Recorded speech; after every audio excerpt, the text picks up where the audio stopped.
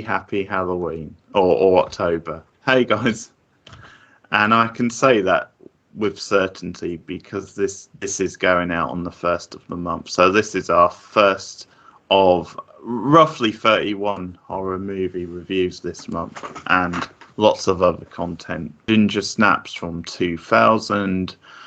In case you don't know much about it, where have you been? Because we sort of rave a lot about it on this channel. It's a favourite of both of ours, but this is, a low budget teen werewolf movie, Canadian set. Frissette, the director, who also did the TV show Orphan Black.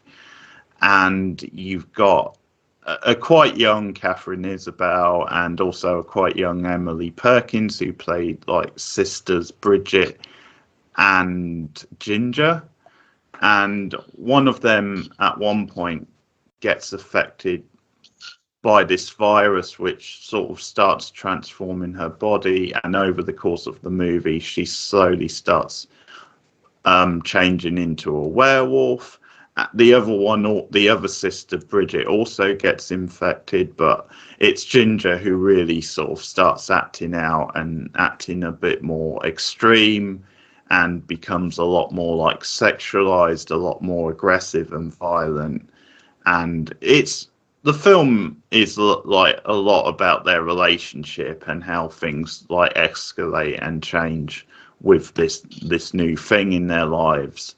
And so it sort of plays on like the metaphor of like adolescence and about the changing of like teenage girls when they hit adolescence, but obviously using that alongside the werewolf sort of gimmick, coming of age type black comedy in many ways first, and then it sort of works the horror element alongside that stuff. This holds up so well. If anything, I get even more out of it the more I watch it. This just ticks all the boxes for me. It's one of my favourite films of the last 20 years, I would say. It's a big sort of cult favourite of mine. So, I take it. Did it hold up for you on this rewatch? Oh, yeah. It was even better this time around. I haven't seen it for a few years, so watching it this time around was absolutely fantastic. Now, can I just say, this film walked so that Jennifer's body could run. Like, this film is such a precursor and a formative film if you look at Jennifer's body and the similar themes of like girls and adolescence and female sexuality and puberty and all of that. And I think this film just does everything so well. I mean, Catherine Isabelle was kind of a mini scream queen back in the day. You know, she did this one, she did Freddy vs. Jason, she did the remake of Carrie. So she was kind of around in a lot of horror films, and I always loved her back in the day. And Emily Perkins is fantastic. She's always great. And I think they work really well as sisters. I think they do a great job of establishing the sisters. The sisters are so morbid and they're so messed up and they live in this little world of their own. That whole montage where they're like doing those photographs of their school project and it's all of them in like really gory death scenes. I mean, I totally dug this when I was younger and I was like a depressed, morbid little teen. These girls were right up my alley, and everything about them is just so identifiable. You know, I mean, a lot of teenagers go through the struggle of, you know, looking for control, looking for your identity, trying to have some semblance of control in a world that just doesn't make sense. Like when the girls are talking about committing suicide or dying together, you're like, you know that it's less about wanting to die and more about wanting to have some semblance of control over yourself. And I think that the movie gets these themes through really quickly, really well.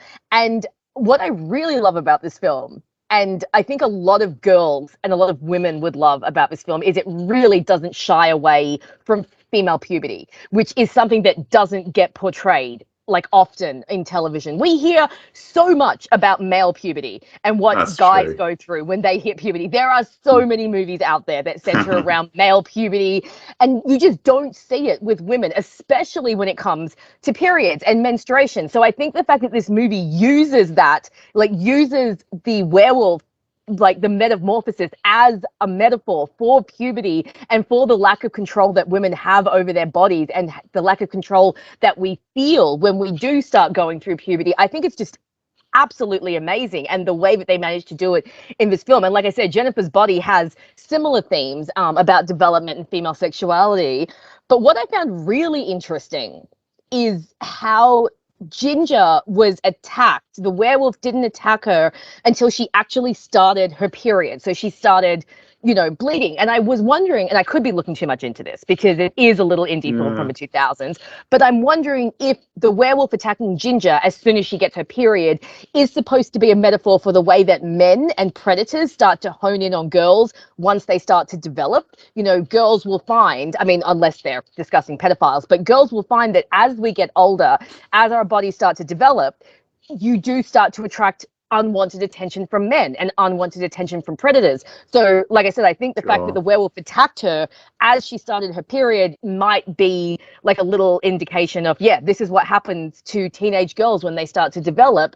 They start to attract predators, which is terrible and horrifying that our bodies work that way. And I think this movie really demonstrates that kind of loss of control. I mean, I think when she gets infected with the werewolf, it's almost like the werewolf is passing on like toxic masculinity to her. Like she becomes a lot more aggressive. She becomes a lot more dominant. She becomes a lot more male. And it's like she gets infected with this thing and it gives her a taste of having that kind of power that men have that women don't, even as teenagers. And she starts to not only kind of feed off it, she starts to learn how to use it. We see Ginger becoming much more sexual. Yes. And so I think that link to female sexuality and, of course, how everyone starts to react to her, the way we're so scared of female sexuality, especially in teenage girls. I think this movie really goes into that so well. So much fun. I think the girls are great characters. I think they're having a great time. I think the special effects are actually really good. I mean, for 2000, I think they did a pretty good job. Yeah, for the time they hold up. And Ginger's slow transformation. It's a very low budget film. It is, isn't it? Yeah. But I think even with the low budget, it works really well. And I think so many of the scenes are just really effective. I also love the mum. Mimi Rogers playing the clueless mother is she really is, isn't she? I think she might be one of my favorite Scream mums. Because I quite like, because obviously they have a lot of fun at how conservative she is and how seriously she takes it, and in comparison with the husband who's just completely the opposite. He's sort of like, well, let them be teenagers sort of thing, and they have quite a funny odd couple marriage in a way. I like the scene when they're in bed at one point and she just has this line back to him where it's like, stick in your own world because this one's too fast for you, or you don't understand it, and it I'm actually quite sad for her in that scene because he's actually telling the truth, which is quite painful because he has that line, doesn't he, about, well, why are they suddenly listening to you? Why are they taking advice from you? And that's the whole thing in the movie where they're to try and hide away what's really going on, that they pretend to listen to the mother's advice, because there's that really funny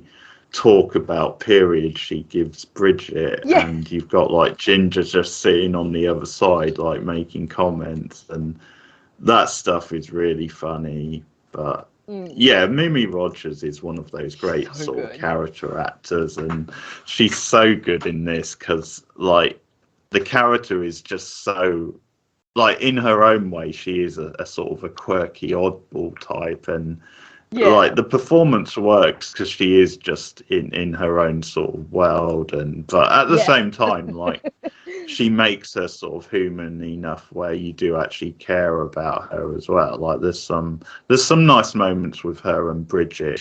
She delivers it, because I really like when Ginger is freaking out about her body, and she sort of she just has this line about, well, those models are on speed or something to look like that, or something like that, isn't it? That's a really funny line. But I also love when she finds the body later on of the classmate they accidentally killed, how her solution is to burn down the house. Like she immediately she's like, you know, I'll up the That's gas and I'll light a really match and extreme. everything will be fine. And Bridget's just like, Mum, what the hell? Like I loved it. Even though she's so disconnected from her daughters, I like that line where she says, "You may leave me one day, but no one's going to take you away from me." You know, it shows that despite her frivolous nature and despite her obliviousness, she does seem to actually love and care about her daughters. And, you know, she doesn't want she's trying to protect them as long as she can, but obviously she's not really aware of what exactly is going on. But I also love how excited she gets when Ginger gets her period. She's all like, "Oh, congratulations, honey," and she's all like, "You're a woman now." It's like, okay, Mum, it's really not And something to a to teenage celebrate. girl, it's When Bridget's like, "Are they just cramps?" and Bridget's like, "Hey, the word just and cramps should never be used in the same sentence." And I'm like, "Oh yeah, girl, I'm with you like 100%. Don't ever put those together. They're never just cramps." Or, you know, even when she goes to like smoke marijuana with the boys to try, which, by the way, might I say, go girl, because marijuana is a fantastic painkiller when it comes to the time of the month. So the girl's on the right idea.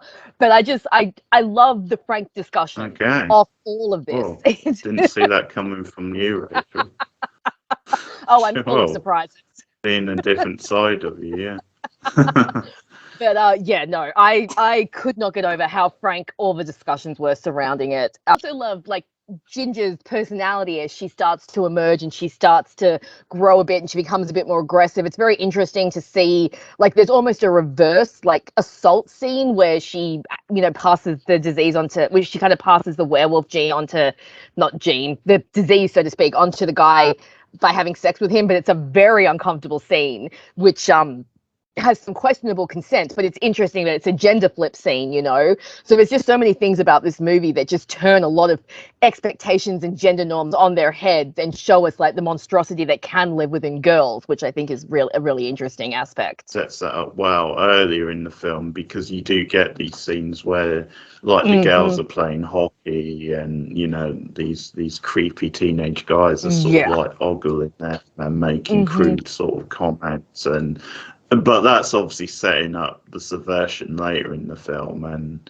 I definitely agree with you. I think Ginger partly is enjoying the reversal of the dynamic. And because one of the things I think about her when she goes with that guy, and obviously, with all the freckles on his face, all I know which one you're talking about. Whiteheads, any guy like Ginger doesn't really actually like that guy. It's no, like, I think it sets up a bit than she's starting to enjoy the attention a little bit, because that's set up in like that classroom scene where like she actually does have like a sort of a smirk on her face. But I think it's showing in a way than she's just changing and becoming more interested in sex. It's not necessarily that she likes that guy because he is pretty terrible. But he is.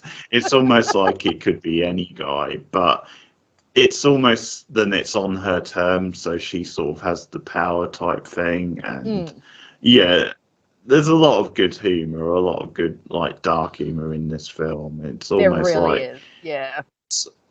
Because I know he's a jerk, but it's sort of like his sort of line about how like she bit into him, but then he's still getting off on it. But then there's that sort of shot where it reveals she's like, you know, he's got blood coming from his nether regions. He gets all embarrassed. But no, this is a really smart movie, a really entertaining movie. You forget how entertaining it is at times, but there's a lot of good smart subversions in it, or a lot of good, because the sisters are pretty smart throughout the film. I really like that about this film, the way they think of things through and the way they think of ways to cover their tracks. Killed, you know, that girl at school, the one who's a bully.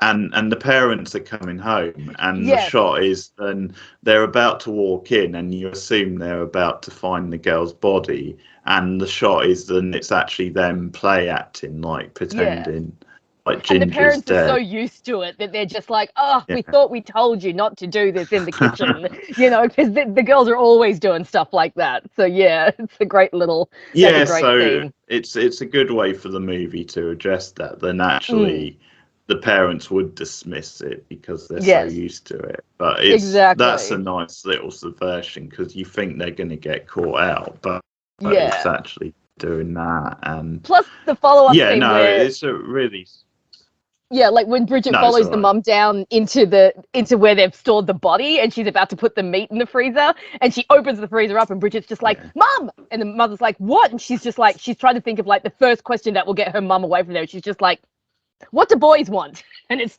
like, oh dear. So she ends up going Yeah, and getting like this whole that's so lecture good. That's so just to good. distract her. So I thought that was really good too. Lots of fun comedy moments. But the film also, I think, does some really serious stuff as well, and has some moments that are actually quite sad. Like as Ginger's transformation goes along, and it starts to get more and more out of control, and she starts to lose more and more control. It becomes quite upsetting, to see what she's going through. And I think there's a scene early in the film that shows you that Ginger, that Ginger obviously has some issues where she's holding a knife to her wrist, almost like she's going to start cutting or something. And I'm like, okay, it looks like Yeah. self-mutilation, but you find out that she's just kind of fucking around. But then there's that scene later on where Bridget finds her and she actually is literally trying to cut her tail off. And I think that that's just, a great callback to show, at first Ginger is just kind of playing with this kind of stuff because she's bored, but then this stuff actually starts to happen to her. So she does end up engaging in a form of self-mutilation because she can't deal with the changes in her body. And again, that is something that is quite common with teenage girls. Self-mutilation, unfortunately, is very high among teenage girls and is definitely something that they do Yeah. to try and feel some semblance of control because they themselves are so out of control. And again, I think this movie almost Cronenberg-like when it comes to body horror with what Ginger goes through and the transformation that she's going through is definitely a bit of body horror going on, which I think is very interesting, inspired by, a werewolf in London, an American werewolf in London and things like that. Like you can Yeah. see when the snout comes out and stuff I like can that. see that. Yeah, but Mhm. I really love the body horror in this film and the way it is a metaphor for how teenage girls so often feel out of control over their own bodies and the changes that go through them. And just in a horror level, it's just it's a fun transformation to see Ginger become more and more wolf-like, like first she gets the teeth, she gets the Ah, tail, then her eyes start to go, then the hair starts to go, and you can just see her becoming more and more animalistic as the movie goes on, which I think is really yeah. great. And so low key and so low budget adds to the Yes. mood, like the setting and stuff. It's got a really good score actually, doesn't it? The main Yes, theme it of it, like does. this Yeah. synth type theme, which is very Mm. sort of haunting and powerful and plays out over the end credits. That's a really good main theme to it, which gives it a bit of a distinct feel as well. For movies from this time as much as you is I think sometimes to me, movies from this time that are horror movies are a bit too high budget. And I Mm. think what tends to happen is they feel too much like regular movies. And as a result, I think they just lose their edge a bit. They feel like regular movies that just happen to be like technically horror. And Yeah. so I think this is why this being so low budget works really well. Mm. Like, and it makes sense because of it being this intimate sort of film about these two sisters and about their Yeah. small town setting. Once again, obviously, they use Canada for a lot of like movies and Yeah. TV.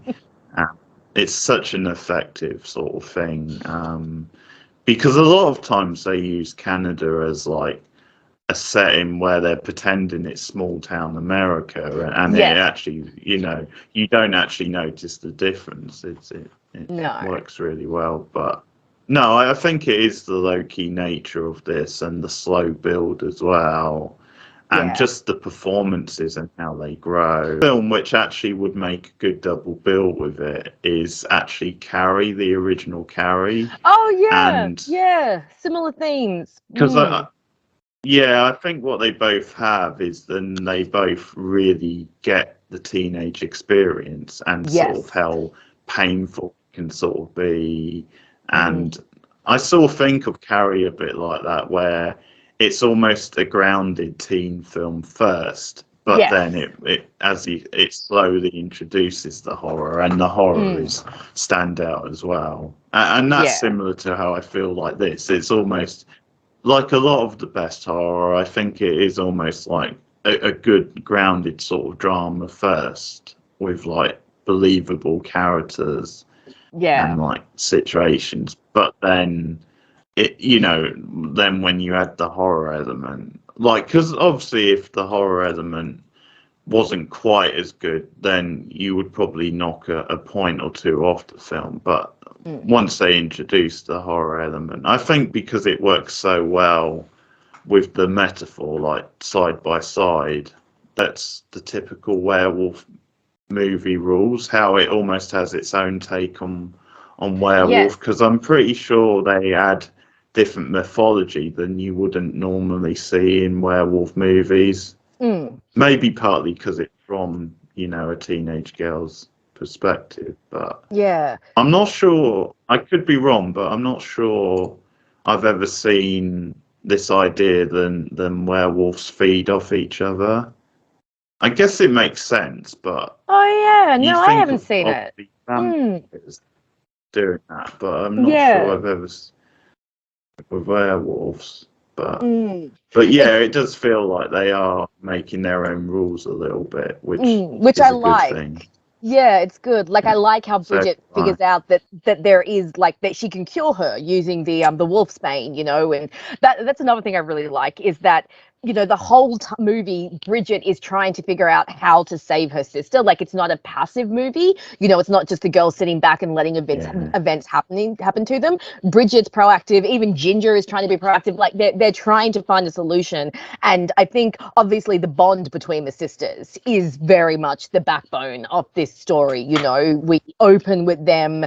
We see that they are bonded through being outcasts, that even I keep coming back to this period thing, but they're bonded over the fact that they're developing later, and when Ginger gets her period, it actually does start to sever them because they don't have that in common anymore.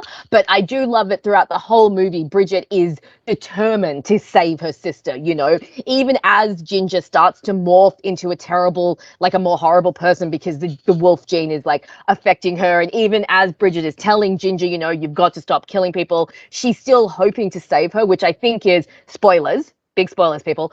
But I think that's what makes the ending so tragic. The fact that she couldn't save Ginger, that Ginger did end up dying by Bridget's hand. I think, that ending is so somber and so sad, but I think it's very fitting for this movie because this movie is so dark. Even though it's got its comedic moments, the tone is so morbid. I think it could only have ended really with Ginger's death. I think any other ending, it would have felt cheap.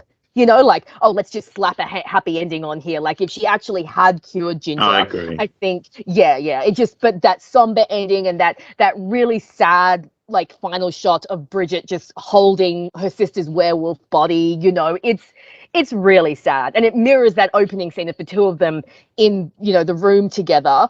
But what's interesting is there are sequels. So I'm not sure, and I'm pretty sure I've seen them too. Yeah, so we'll have to get to those. It isn't really a mainstream movie, because a mainstream movie probably would have wrapped it up a bit more neatly, would have wrapped it and up, gone for a more happy ending. And this obviously, this is quite brave in that sense. And there's quite a lot of deaths in this movie, so it's actually pretty out there when it comes to that, because the scene with the janitor is pretty disturbing and shocking.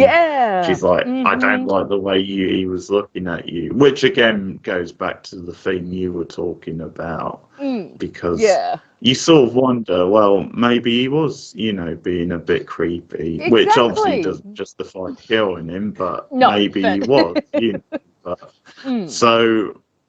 And I really like some of Bridget's reactions, which you touched on. I like how shocked she's getting as, Ginger is becoming more out of control. it's a good little arc for her. Then essentially, Yes. once again, it fits into the coming of age thing where she has to be the one to sort of stand up Yes. to her sister and make the tough decision. And so she has a really good arc. I think she's really proactive, like you said. There's a lot of fun to be had, but when it needs to be serious, it is serious. And those scenes are done very well. And I agree. I think considering the budget, the practical effect is pretty good. Like, I think when you get up close to it, you can see a bit more than it's an effect. But yeah, you can. before that, when it's more at a distance, it's not. It's pretty good. Another thing I quite like with like practical effects is I like the idea that like it looks good enough to be okay. That looks like a werewolf, but also you can still see the person in there almost. You can still see them. This is Ginger and but now in werewolf form. I think that's one of the keys to really great practical effects is you can still see the person in there. You can still see the human person.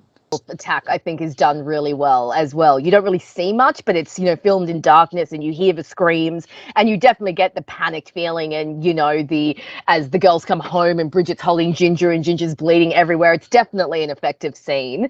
And measures up. Definitely has got the horror factor there and the helplessness of the girls as they're being attacked. So I think just so much of this film is just done so well. I think when I was watching it, I did find the climax was dragging just a tiny bit. I think they could have shaved maybe 5-10 minutes off it. But aside from that, I don't that was pretty much one of my only complaints. I think the rest of the film is done so well and just put together so brilliantly. So I think I'll definitely be doing a more in-depth video essay on this at some point because it's just such a great film and there is so much to explore. That's a good idea. Female sexuality and female puberty and just the way it's explored in this film that I really haven't seen it explored. A fresh sort of edge, fresh sort of take on the werewolf movie that hasn't really been done before. Yeah. It's become a bit of a cult favourite. I still think it's underrated. I still think it deserves more love than it gets, sort of thing. I agree. Like I said, for horror movies from the last 20 years, I think this is a real standout. At the time, the two actresses would have been unknowns, really, and pretty much. It's funny because I know you've obviously Catherine Isabel, like you said, had a bit of a horror career, but I know you've said you've seen Emily Perkins in other stuff. I don't think I have. I think this is the only thing I've seen her in, which is really weird because she's so good. She is so good. So Emily Perkins, I know from It. She's in the original It. She plays Beverly Marsh, young Beverly Marsh. I also first really knew her from She's the Man with Amanda Bynes, in which she plays a character called Eunice, who is the funniest character ever. She's also in Supernatural. She plays a character in Supernatural who is basically... so within the Supernatural verse, there are Supernatural books. So Sam and Dean are actually they have fictionalized books, and she plays a really crazed Supernatural fan who's obsessed with Sam. So she plays that sort of character there. And I know she's been in other bit roles. I'm pretty sure she's been in an episode of SVU, things like that. So I have seen her in several things. And she's really good in everything I see her in. So always, And Catherine Isabel, I really like as well. I've seen her in several different things as well. So both actresses are really good in this. And I think they work really well as sisters. It wouldn't be the same without them. No. It's all great, isn't it? Because if you include the Mimi Rogers mother character, you've got 3 very different depictions of femalehood. So that's it's great. It's really nice good as well.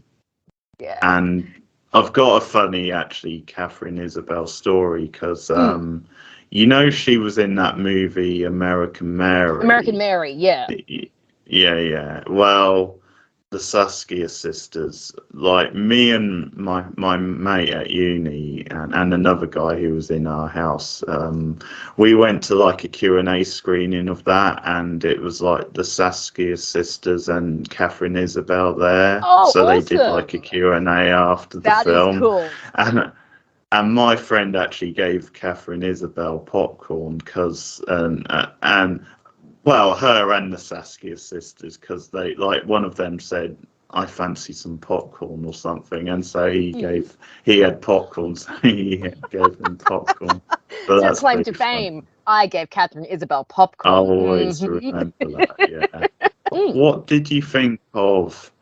Is his name Sam, the Chris Lament Sam, character? your Did you friendly like neighborhood that drug character? dealer. I did actually. I thought he Yeah, was I well quite like utilized. Sam. Yeah, the friendly drug dealer is a bit of a trope in the late '90s, early 2000s. I mean, you think of The Faculty, and you Yeah, had Josh Hartnett's character in there that's as true. well. Yeah, Yeah, but no, I Jesus, liked him isn't because it? I couldn't remember the movie that well when I watched it this time. So I was like, please tell me he doesn't like. It's not a love interest thing, but it wasn't. So I liked that. I liked that They they didn't really kept. go there. Yes, and I really, really liked that because I thought that was a nice subversion. I really liked how he figured out that Bridget was doing all this for Ginger because, she says it's for herself, but he doesn't say anything to her. He just lets her, he just helps her. And I think that his character was used just well enough without being overused in the movie. So I actually quite liked his character and the way they utilized him in the movie. What about you? He's a decent enough actor. I've seen him in a few things, and Mm. they make him quite grounded and likable Yes. in this, and pretty smart. And it's obviously quite nice to have quite a sympathetic drug dealer, not just be like a complete sort of douche. And it's sort of, I do like how they maybe set you up to think he's going to be a romantic interest for Bridget, and how that's highlighted because Ginger like reacts to it and says he's just after you, he just wants to have that sort of thing. And it like goes pretty far with it, claims "Don't blame me if he rapes you" sort of thing. And, that was and that actually sets you up for the subversion. Yes, it does. Yeah, but I also quite like his line in the scene where Ginger leaves, and he's kind of like, "Yeah, I don't think about you like that. I have a bit of a thing for her, but like at the same time, he's doing the right thing. He's not pushing it because of the situation. But so like he might sort of mean then." I sort of like it was a person sort of thing, but I'm not like pushing for a sexual or for boyfriend, girlfriend sort of thing. Yeah, which is good. Or it could just be then, he's just doing the right thing anyway, sort of outside of that. And obviously he's pretty consistent throughout there. Like he almost has a moment with Bridget where not Bridget, sorry, Ginger, when she's like forcing herself on him, but like eventually he pushes her off, and but he actually has one of my favorite reactions in the movie, which is the bit where he hits like Ginger with the shovel, and Bridget is like, what the hell are you doing? And she explains it, then the cure works, and he's like, well, how was I supposed to know that? He's got a point though. I mean, he didn't know. It's just a whole misunderstanding. But no, that is another good example of how this movie can balance the comedy and the darkness and just does it really well. But I liked his character. I liked that they didn't force him to become a love interest because obviously teen movies, they almost, no matter what genre it's in, even it's a horror or it's a comedy, they want to push an unnecessary love story. So I'm glad that this movie didn't do that, because this movie didn't need a love story. The girls don't need love interest. The bond is between them, and it's about their bond. We didn't need anything, excess. So I like that they didn't try to add any unnecessary romance that would then pull the movie down. Just so many things about this film that they really did right. In love with the director now, because as I said, he also did Orphan Black, which is probably one of my favourite TV shows of all time. So in a way, he can do no wrong. But it's worth pointing out how good the script is as well. A directed movie. There's some great shots. Like the shot of Ginger walking down the hall when she's starting to change. Which there's also a walk like that in Jennifer's Body. So I think we're definitely going to have to at some point do Jennifer's Body and then maybe compare them. Yeah. This 1 out of 10, what would your rating be for Ginger Snaps? I'm going to go with a 9. I know some people might think that's a bit over the top, but it's personal taste. I've loved this movie since I first saw it. And a bit like you, I think it has only grown on rewatches. It does hold up so well, and this is a personal favourite of mine. So I think it deserves, because of that, I think it deserves the really high score. So 9 out of 10. Nice. I'm going to go the exact same. I would go 9 out of 10 as well, because I think this movie is fantastic. And rewatching it, I think actually made me love it more, because I'd forgotten just how good it is and how good at the exploration of these themes it is, and just how fun it is. I mean, even all of the deep stuff aside and all of the themes, just entertaining, you know, fun cast, fun characters, really well shot, a really great score, and just some really fun moments. And I don't actually love werewolf films that much. Werewolves are not really a mythical creature that I'm that interested in. So the fact that I love this movie so much, typically. It just speaks volumes, I think, to how good it is. So we are in agreement on this one. Look at that. Hey, we can agree on this. Well, we might get some shit for this, but I think we both agree that this is our favourite werewolf movie. Yes, definitely. And don't get me wrong, I like American Werewolf in London. I think that's a really good movie as well. But personal taste, I think I might like this a bit more than that. So me too. Definitely. We're putting that out there. Great way to kick off October for us, I think. And as we said, we will do the sequels at some point, because that'll be interesting to see what they do with sequels. Actually, Yeah, and also apparently there's a TV show on the way as well. Know your thoughts in the comments below, and we're going to be here pretty much all month reviewing all kinds of horrors from different genres, different eras. Going to do some franchise movies, some classic monster movies, various things. So look out for more horror reviews throughout the month, some horror TV reviews as well, a special top 10 list, lots of stuff coming up this month. So Rachel, if you want to promote your channel before we leave. Guys, you can follow me, Rachel McDonald, video essays surrounding movies and TV shows. By the time this video goes up, I may actually have the Ginger Snaps essay out. So if I do, just head over to my channel and check it out, and hopefully I will have that up by now. Keith is usually nice enough to put a link in the description, especially when we agree. So I think today there will be a link to my YouTube channel in the description. Yeah, you're safe today. So come follow me, and you can find my Twitter and my Tumblr through my YouTube as well. So follow me everywhere. Yeah, if you're ever safe with that, it's today. You know, we're in full agreement on this one. Okay, thanks guys. Enjoy the rest of the month, and come back for some more horror reviews with us soon. But keep it spooky. See you later, guys. Goodbye.